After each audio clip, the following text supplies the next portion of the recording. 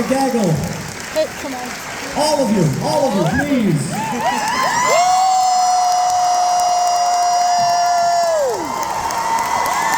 You've got assigned seats.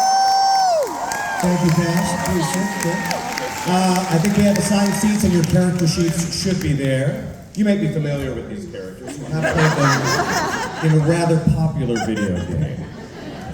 So, we are just going to go down the table, and you've met me. Let's everyone introduce themselves and perhaps the character that you will be playing in today's game. Neil, let's start with you. Hi, Mark. Hello, Neil. How are you? Very well, thank you. Excellent. Hi, Dragon Cup. Hot crowd, hot crowd. So my name is Neil Newbon. I play Astarion, a shy, retiring, coy, demure vampire. And just happy to be part of the group.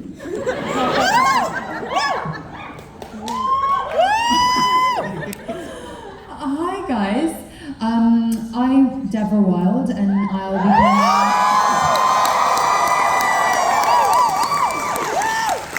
This energy! I'll be playing Lae'zel of Crashcalair and I really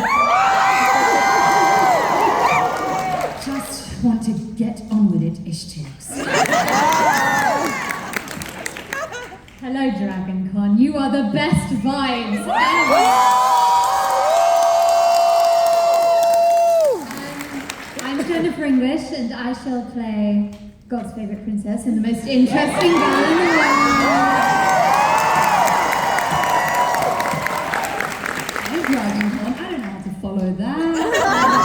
My name's Aliona Baranova.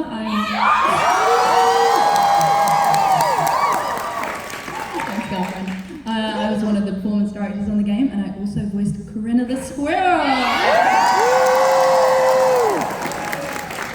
Yes, DragonCon, what's going on? My name is Theo Soloman and I play Wyll Ravengard.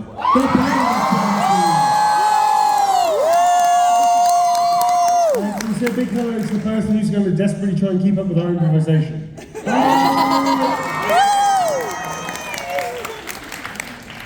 And of course, we're going to be playing a little game called Dungeons and/or Dragons.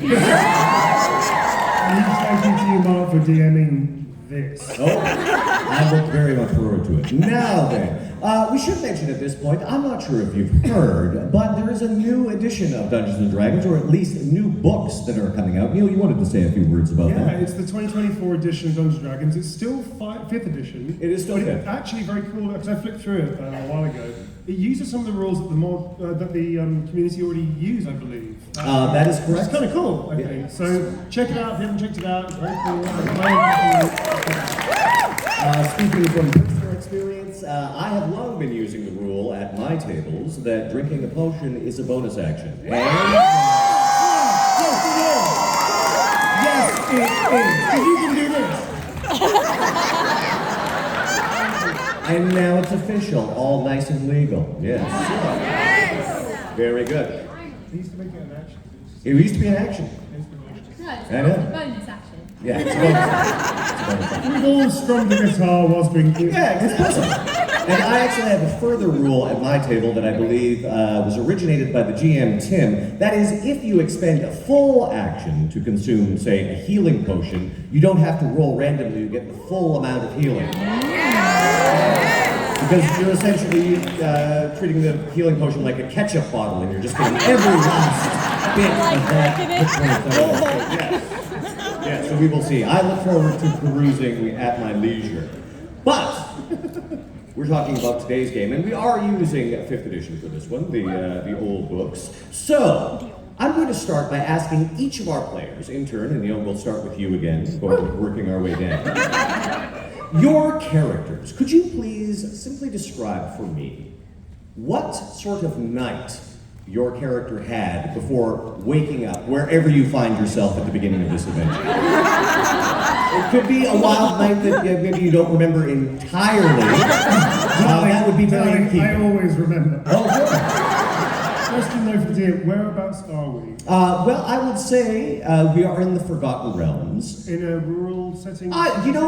Maybe a city known as Baldur's Gate. That might be the easiest. You can be a Waterdeep if you like, but Baldur's Gate is probably most familiar. Okay, so the night before, Astarion was having a delightful dining experience with an old chum at the Blushing Mermaid. It's a cheap and cheerful place. You'll all fit right in, darling. And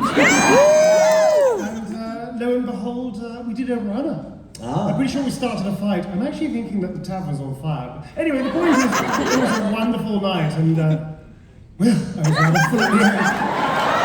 Although I can't remember where I left my dining companion, they were rather drained. Anyway, in the marketplace... No, the sewer! They're in the sewer. Just a few questions for clarification.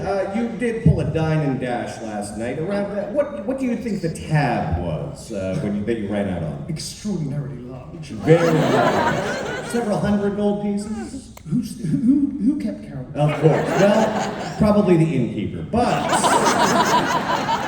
that is what Astarion was up to. What about Lae'zel? Well, Lae'zel, as is pretty standard with this particular party formation, just going around camp, trying to make sure that everybody knew that the next day was a big day, guys. So just get it together, Astarion, and just kind of get ready for the day. Because we have work to do. Of course. So you were not in any way inebriated the night before? Oh, absolutely not. Of course. That's not something that good Yankee do. Yes, you went to bed at an appropriate hour. Absolutely. In my lovely leather. I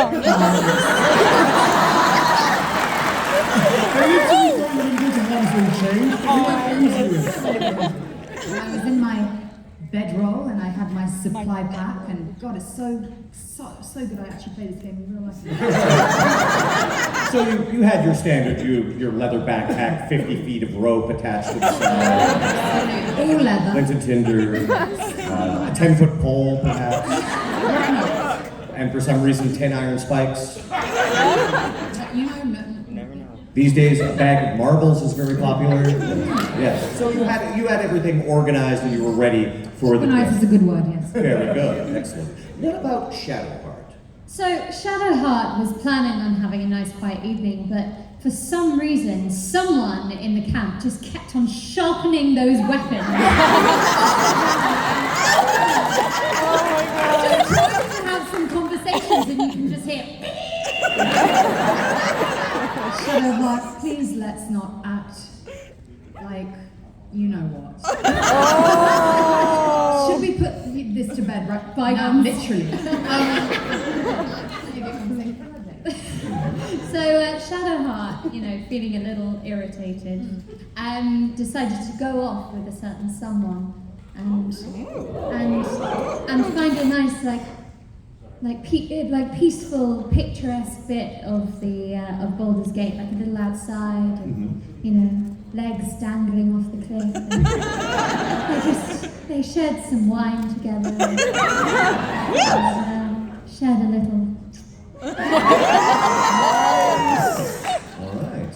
And this certain someone, how would you describe the state of your relationship with them currently? Close. Very good. That is good to know. What about Karina? Now, perhaps we should go into a little more detail about Karina. It's Karina. Oh, I'm sorry, Karina. I'm sorry, it says Karina here. No, of course. So, Karina, what exactly would you have been getting up to in your life as a squirrel? Very busy evening, in fact. Found nuts. Buried the nuts. Yeah. Forgot where I buried them. Looked for them in another tree. Witnessed some strange thing happen with a bear. There's a lot about going on. Hang on. You promised. What happens in the woods stays in the woods.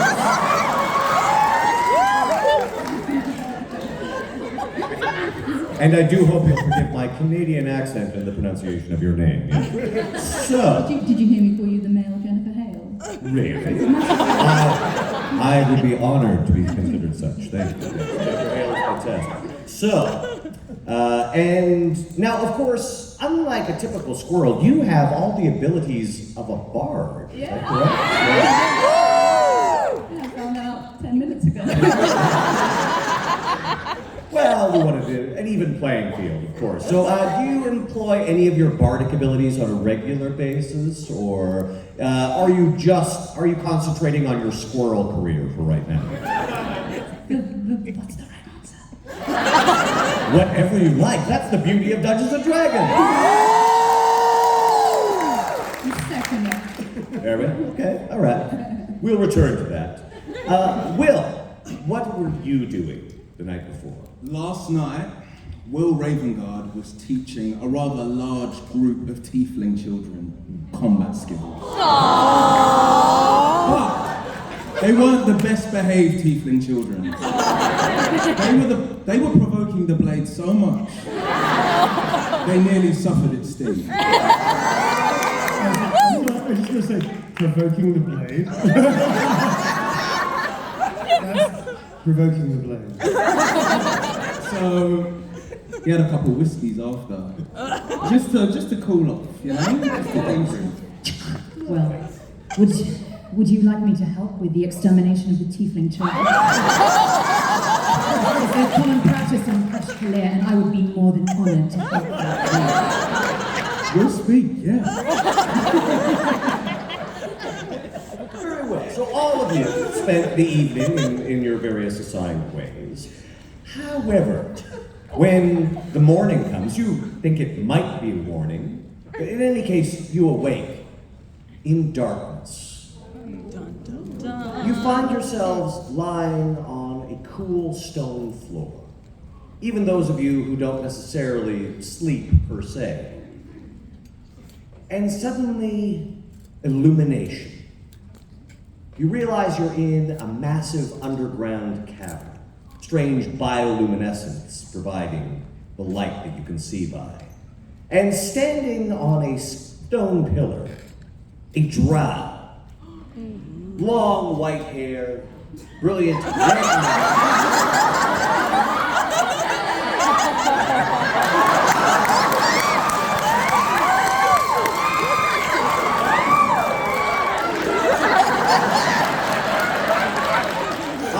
Please, Mark. Yes. Proceed. Oh, yes. Exquisite bone structure, I'll say that. Exquisite bone structure. He is... I know it, we're friends. He is dressed in black, as might be typical for a drow. However, you give me perception rolls, everyone. Perception rolls. Which dice is that one? That would be the one that's almost round. The one with the most sides. Most round. It's got a 20. It looks like this. The one that looks sort of like a soccer ball. Yeah. The usual. The D20. The D20, yeah. I know what that means. You can tell me a D20. And you should have your skills just there on the left-hand side of your page. That's 11 plus 5, 16. 16, thank you. 19! 19. What are we adding? I got 20. 20. Question, is that a natural 20 or A natural Nat 20, 20. that's right. Unless anyone else got a nat 20, you're going to be the one who realizes this. Very well, all right, no other nat 20s? I'm just a gog. Of course. You're taking in the exquisite bone structure. You do note that there doesn't Can I make a seem... constitution save? Yes, please. It's a 15, we're fine. All right, all right. All the blood has not rushed from your head to elsewhere, but... I believe that... Yeah. So I believe that was Shadowheart. Shadowheart had a nat 20. You immediately take in the fact that this drow, though he is dressed in black and rather good manufacture on his clothing, he has a distinct lack of any sort of spider or webbing motif in any of the patterns. He flashes a huge grin. And, So glad you said that. and rises into the air as you realize he's actually standing on what seems to be a flying carpet. Aladdin? It's very much, it's almost like the branded flying carpet. And he spreads his arms wide, holding a strangely shaped staff that almost looks like a human spinal column with a skull at the end of it and a baleful green light emitting from the eye sockets. And says to all of you, welcome, my friends! You have the honor of being the guests of Baeloth Barrityl, sometimes known as Baeloth the Entertainer, purveyor of the most gruesome gladiatorial combat the Underdark has to offer. I'm immediately going to realize my mistake, go, ugh.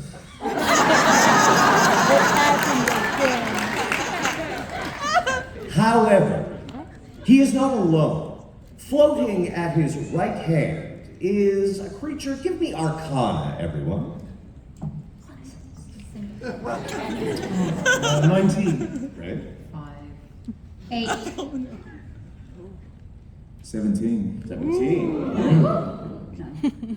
Anyone who got above a 12 immediately recognizes this large being as a djinn. Blue skin, his lower body trailing off into smoke. They're mean! Yeah, they can be. However, I got turned into a wheel of cheese! that might happen again. Question, how close to the djinn are we? You're about 31 feet away.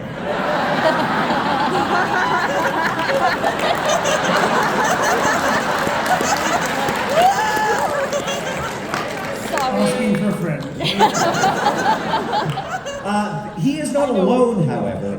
Standing on the left side is a man, well, a humanoid, with the head of a tiger, who is smoking a pipe, wearing very sort of rich robes. Those of you who did get a good perception roll, you also take in the fact that the tiger, the pipe he's holding seems odd, and then you realize, no, it's his hands that are odd. The thumbs actually bend backwards and cradle the pipe.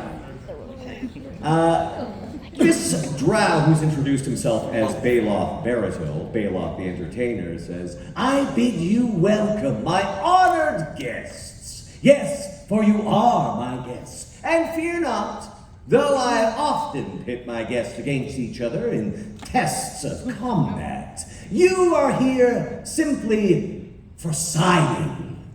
As he gestures, a velvet curtain is drawn aside. Oh no. That's what he says. Are you doing a parody of Dragon Con? Well, I mean, certainly a legally distinct parody. A legally distinct parody.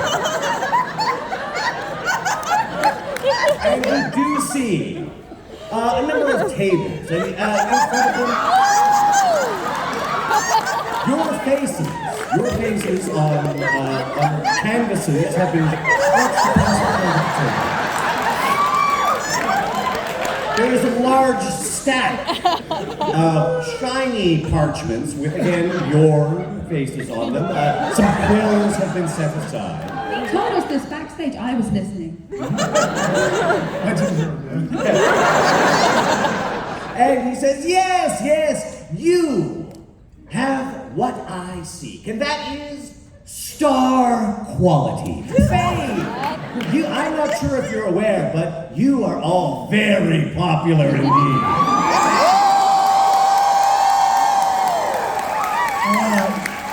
Some of us are aware, darling. Now, again, no coercion involved here. I scratch your back and you scratch mine. We can both benefit from this arrangement. Elangarak, if you would. The tiger-headed humanoid, which anyone wants to make an Arcana roll, that would be fine. Or if you're content to just let him do what he's doing. Arcana, anyone? That is a 12. 12? Yeah. Anything higher than that? 3, 19. 19. I would say that yes, the gift might have dealings with this sort of thing. You will recognize this being as a Rakshasa, a creature of the lower planes, often associated with lawful evil. He produces a set of scroll cases, one for each of you, which sort of float towards you. I had squirrel. Yes, oh yeah, yours is squirrel-sized. As they float towards each of you, they unfurl themselves. Does anyone read Infernal by any chance?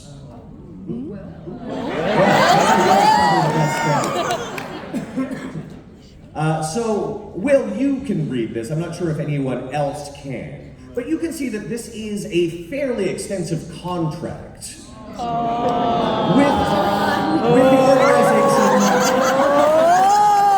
the organization that Baeloth represents.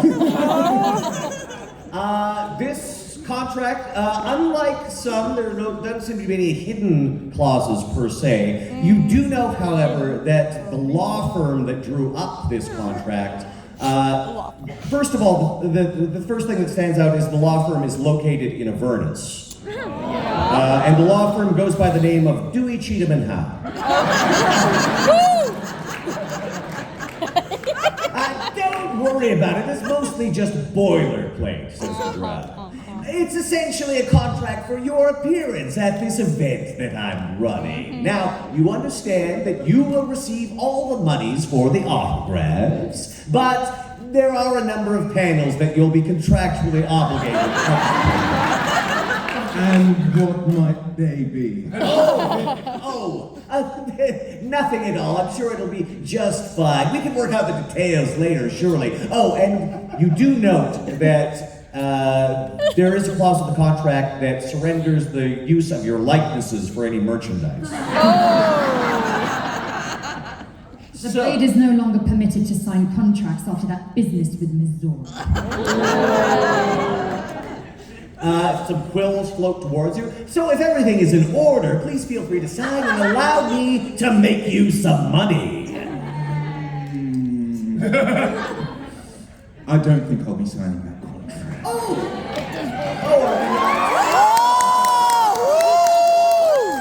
Are you not satisfied with the terms? Certainly I am open to negotiation. Now, what is it that you and your friends seek? 1,000 silver swords and I'll do it. Do we need all of our souls or just the... Oh, I should mention, souls are not on the table. No, I believe some of your souls have prior claims. This is just for your participation in this little weekend event that I'm throwing. What could possibly go wrong? Will it help us find a healer? Look, I am willing to negotiate, as I say, if there's any particular things you'd like added to your rider, for example. And the merchandising rights are, I suppose, negotiable. I usually prefer to deal with people who don't read Infernal, but I am open to negotiation. I'll be honest, you hold all the cards here. There are a lot of people that want to meet you and get your signatures. Of course, yeah. So the Jinn and the Rakshasa and the Drow sort of retire. They let you go off to the side. So, I quite like nice things. I don't trust these ish chicks. I'm getting bad vibes. How so?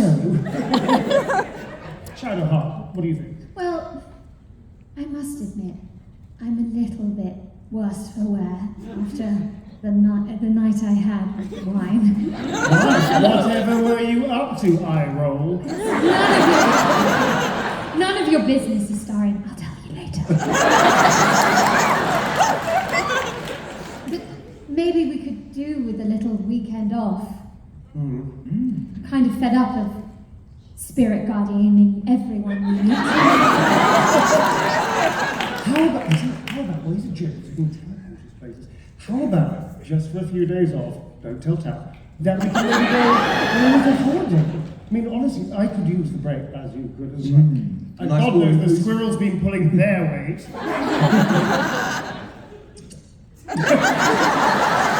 Oh yes, would anyone like to cast Speak with Animals so communication is possible?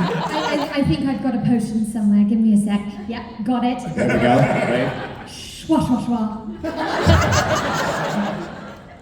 Does anybody know where I buried my acorns. Okay. So all in agreement then, a nice jolly holiday without Tav for a change. It won't be a holiday for me. I'll be looking for abominations to slay with my silver sword. Again, we can negotiate, not all of us going to the holiday. I think that's the rider, yes? Yes. Okay. And 1,000 silver swords. As you turn around from your little huddle, you see there is a pile of 1,000 silver swords already sitting there. You suspect the djinn may have had something to do with that. As Baeloth turns around and says, "Well, my friends, have we had our huddle? Have you decided what you'd like in exchange for signing the contracts?" Is there any tonic to go for the gin? Oh yes, tonic. Tonic, yes. Some tonic, please. The djinn lowers himself into a large glass of bubbly liquid. Getting lit! We'd love a lovely long rest and a very nice place for a jolly holiday for a few days without Tav. Possibly somebody else as well may not be coming. And some nice clothes, some armor, some general magic. Acorns. Acorns. Oh yes. Acorns aplenty and accommodation will of course be provided. Well then I think, yeah. There you go.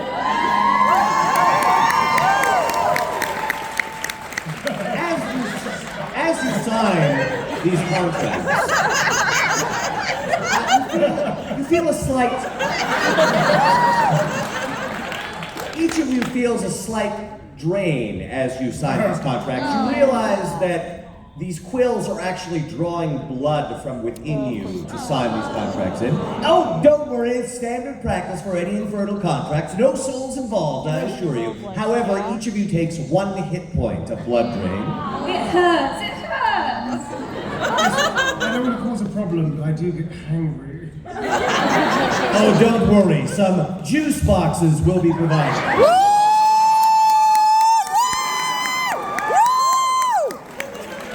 Those will be made available for you in the green room. But in the meantime, we're about to let the crowd in, so if you would take your places, yes. It's very obvious where you're assigned because there's a large picture of your face on each of these tables that you're assigned to. You're sort of all sitting in the row. You notice that there are other tables set up in the room. Your table is probably the most prominent one, and actually, you see, as other people are filtering in to sit at these tables, there are other sort of portraits in front of each of them. You note that one table in particular seems quite upset about your placement. From the banner that's in front of their table, they seem to call themselves the League of Malevolence. There is a large man with a black bat-winged helm. Completely black on the inside, except for 2 red pinpoints of light that can be seen from within. According to the labeling that's on his table, his name is Warduke. There's also what seems to be some sort of spellcaster, bald head, a long white beard, a large red collar, and sort of black, very evil-looking robes. His name is Kellic. And they seem to be arguing with one of the Durgar that seem to be running around. Some of them are wearing sort of strange head apparatus that are like this. The Durgar all seem to serve a Baeloth. But yeah, they were sort of arguing with them. And you can give me perception just to overhear the conversation.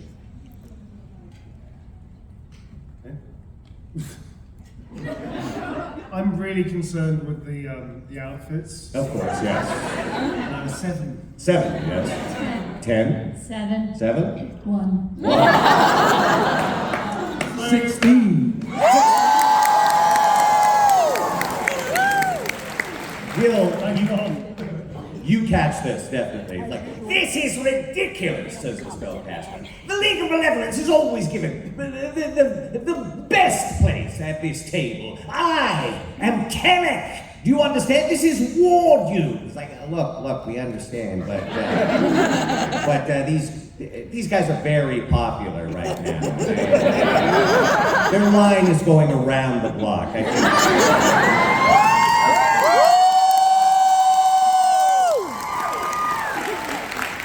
I hope you'll understand. From deep within the helmet, you hear, This is unfair. I have warned you. There will be a reckoning, fool. Perhaps not today. Not even tomorrow. Maybe the day after. So yes, these guys seem upset. You do see an orc joins them. He's very short. He's wearing sort of a blue hood. He has a bandolier of daggers.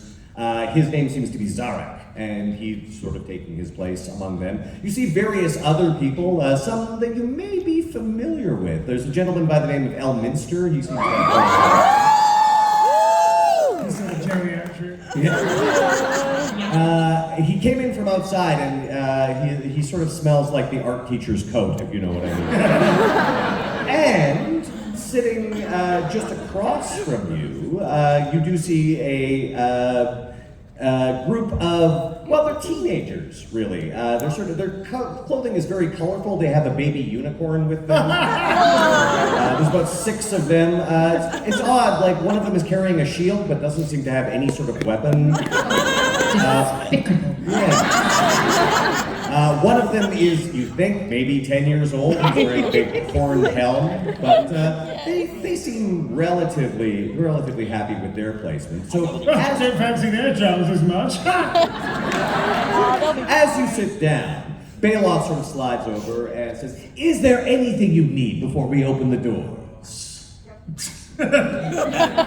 Acorns. A plate of acorns is placed before you by one of your guards. Love a cup of something viscous and red. Very well. Yes. Would you like that in a cup or in the original container? I do only have organic. Of course. He slides you a menu. You may choose. Yes, and just swipe left or right on that.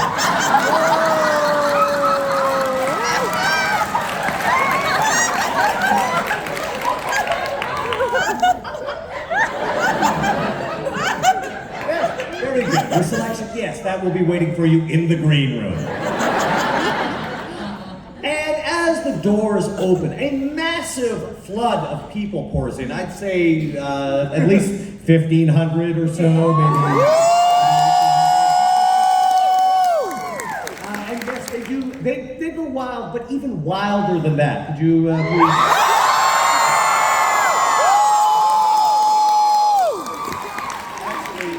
You know, I'm just going to ask you to do that again. Okay, 1, 2, 3.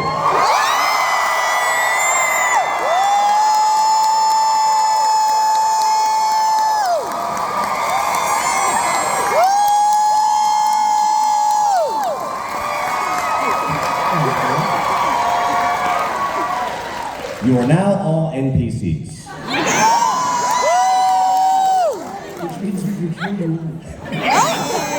So there is a flood, and you see that most of these people are lining up to see all of you. Now, the Duergar, of course, are sort of controlling the line and keeping them back. You do see some of the Duergar have to assume their giant form just to keep everybody in line. But eventually things sort of become orderly, and people are coming up and asking you to sign things. What is your standard signature, would you say? Like a little, when they ask for a little greeting in addition to your signature, what do each of you add? I was under the impression that I would be dueling each and every one of the participants who came to my line. Apparently not, though. If you want to kill some of them later, they can be brought to the green room. I like this plan. We'll talk again, Ishtik. Very well. So, again, sorry to make you go first all the time now, but what does Astarion add as a little bon mot or a greeting? Well, 2 parts. Gavel, I bar. And then in parentheses, green room, bring a friend. There we go. What was that? I don't do greetings, but I will be happy to stab my sword through the canvases at you are providing, that shall be greeting enough. Oh yes, people seem very, very happy with that. A few of the fans do ask you to stab them.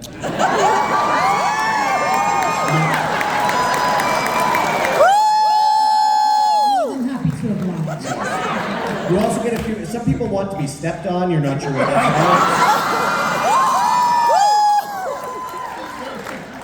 That can be arranged later. And what about Shadowheart? So Shadowheart is sharing her table with Corinna the squirrel. And if so, she has Corinna sitting next to her, and if and you know what Shadowheart's like. She loves animals. And if the person coming up to her table pets the squirrel, then she will write, Shadowheart approves.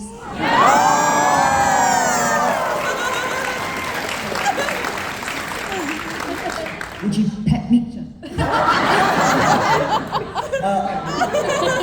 Now, with your squirrel-sized quill, what are you writing, Corinna? I am not the kickable squirrel. That's timber for the 100th time. Alfira sucks. Shadowheart is the best. Love, the real main character of the game. If this is a squirrel, it's just a bunch of squiggles. Yes, unless they cast Speak with Animals, they cannot read it. So, what about Wyll? What sort of sign-off does he use? Will's feeling very romantic today.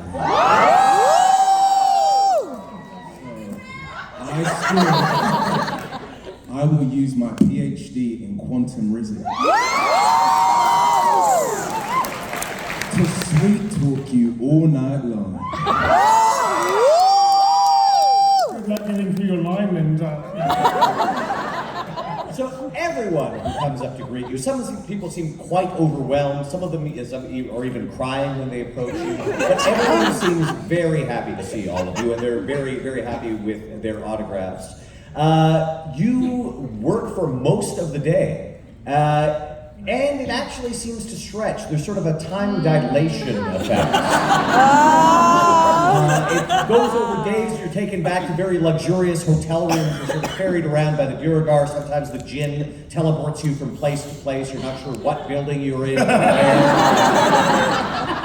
and the cup of blood. Oh yes, and the blood. Of course, everything that you've asked for is provided in the green room. Several juice boxes do show up. But again, at a certain point, you're not sure whether it's evening or daytime. There's several events that you go to, waving to fans and things like that. And there's sort of parties that you attend, and the days seem to flow into one another. As I said, it's hard to tell what day is what. In fact, you keep hearing the phrase, Wednesday is the new Thursday, Thursday is the new Friday. It's all very confusing, but at the end of this whirlwind experience, you are finally approached by the League of Malevolence, who has been sitting at your table. And Warduke is the one who approaches, again, large, muscular fellow with this very imposing-looking helm and the red eyes. He also has a very asymmetrical sort of armor, where one side is completely covered in chainmail, and the other side he's basically naked. So he does have a loincloth that covers both sides. So, he sort of approaches you and says, Well, so, you think that you are the new flavor in town, eh? You listen to me, all of you.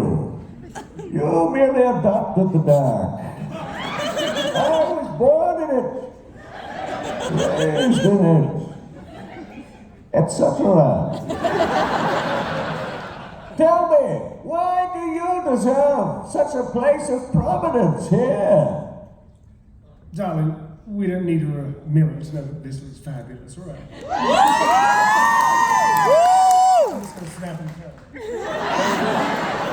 now, would you say that you're using intimidation here, persuasion? Oh, intimidation. Intimidation. Again, look.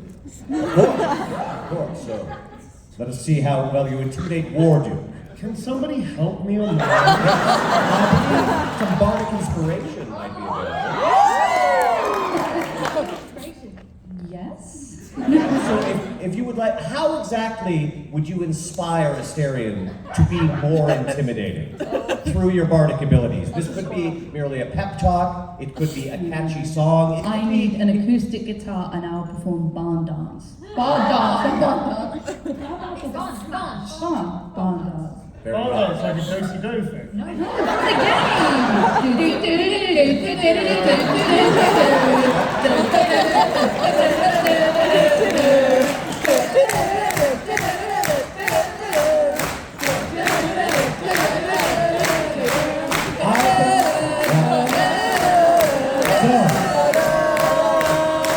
I think it's safe to say through that performance that not only does Astarion get a D6 of bardic inspiration, everyone present gets a D6 of bardic inspiration. You can take that to your next Dungeons and Dragons game. If your Dungeon Master has a problem with it, get him to talk to me. You're going to roll a D20 and you're going to add a D6 and you're going to add any intimidation bonuses. That is a 15 in total. A 15 in total. Okay. Warduke pulls himself up to his full height, and then his shoulders slump, and he sort of does a Charlie Brown walk away.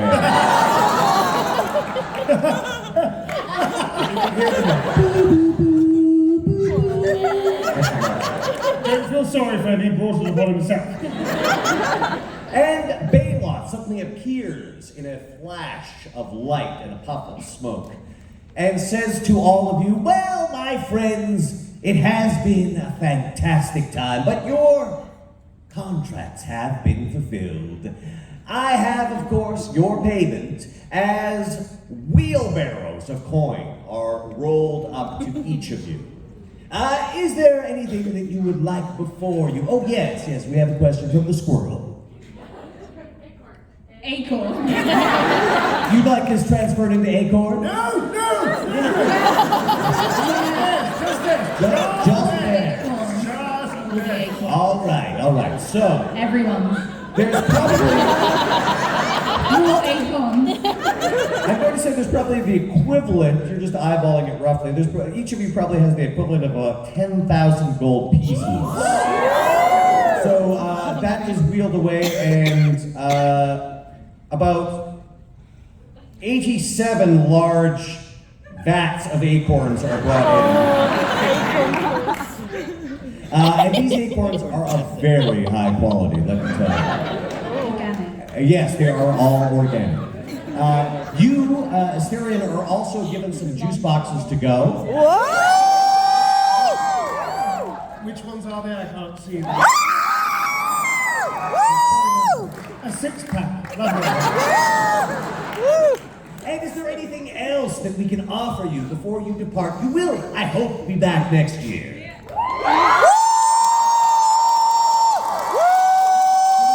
Can we get like a motifed bag of holding for each of us? Oh, yes.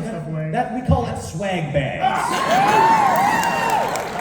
Now make sure not to put your swag bag inside a bag of holding, or it will tear open a portal to the astral plane. And you'll lose everything inside. That happened before. I'd like a head pat and a kiss from Shadowheart.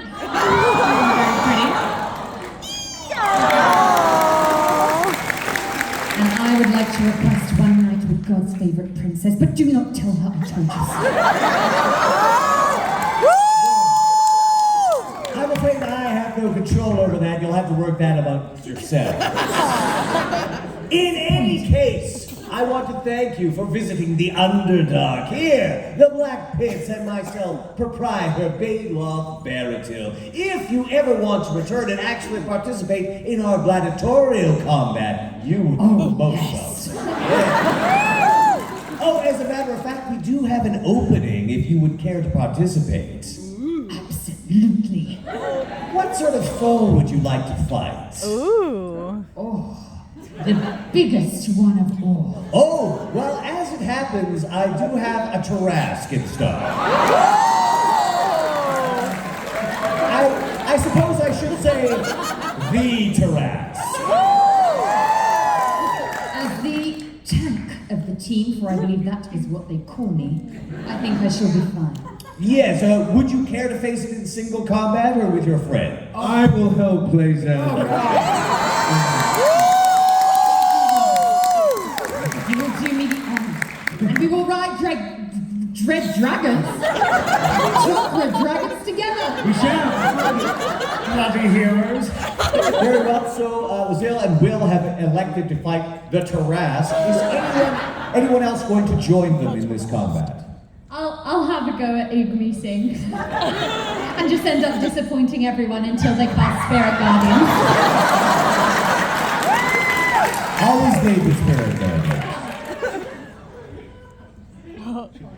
Oh, would you care to participate in this battle against one of the most legendary creatures in the Forgotten Realms? Are there acorns there? There will be acorns involved. Hell yeah. Shadowheart shoulder. And what about you, Astarion? Are you going to join your friends? You do have the option of watching from the presidential box. I'm glad you said that. I'm more of the manager. Yes. I would like a, I don't know what term is technical, sniping position, I believe it's called. It's a colloquialism. But I'd like the executive box. Oh, of course, yes. You will be my guest in my observation booth. Well done.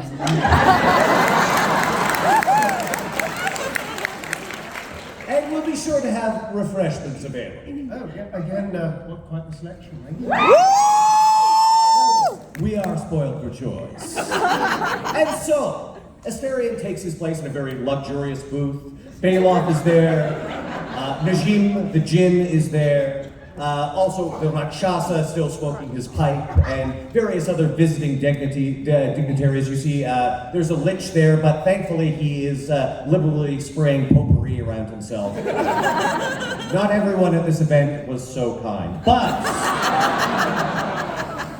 as you watch your companions teleported into the center of this ring, a huge arena filled with people all waving money and shouting, as a flash goes through the entire auditorium, and the Tarrasque, a massive kaiju-like beast, huge orb, like a combination between a Triceratops and Godzilla, appears and roars. We're going to see from our dramatic camera angle, each of you draw your weapons, begin to charge. Astarion and Baeloth each raise a glass.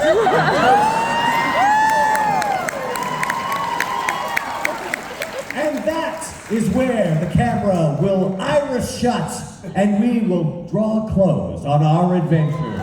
Here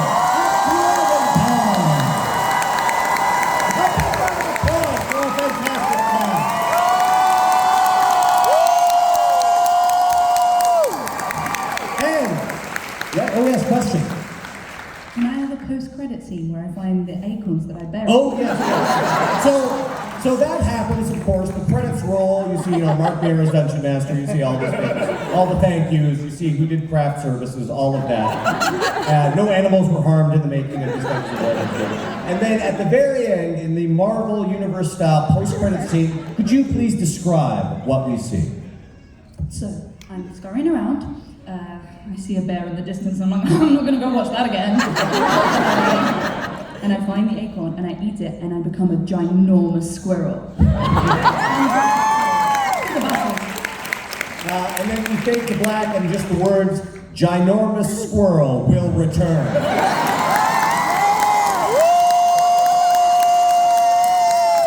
And with that, I will remind you that you can see all of these fabulous folks at the Walk of Fame. I believe you are returning. Not at the Walk of Fame. Oh no, sorry. Yes, in their own special Walk of Fame. And believe me, the League of Malevolence is pissed about that.